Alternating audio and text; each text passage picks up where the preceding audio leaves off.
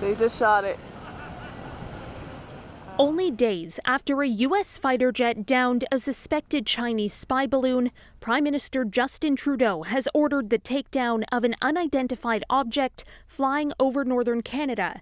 In a tweet, Trudeau said NORAD shot the object over Yukon after Canadian and U.S. aircraft were scrambled and an American fighter jet successfully fired at the object. Trudeau's order came very shortly after the Joint North American Military Response Alliance confirmed it had positively identified a high-altitude airborne object over northern Canada. All of this unfolding one day after a second object was shot out of the sky, this time over Alaskan airspace. Shot down over Alaska, Mr. President? President Joe Biden ordered Friday's strike at the recommendation of the Pentagon as it drifted at the whim of the wind. The object was flying at an altitude of 40,000 feet and posed a reasonable threat to the safety of civilian flight. Military officials declined to give a detailed description of what the object looked like, but said it was roughly the size of a small car. So not similar in size or shape to the high-altitude surveillance balloon that was taken down off the coast of South Carolina.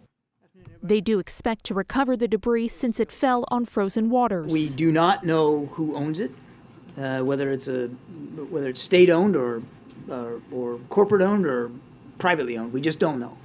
Republicans and even some of Biden's fellow Democrats had criticized the administration for allowing the Chinese balloon to float all the way to the Atlantic Ocean before it was taken down.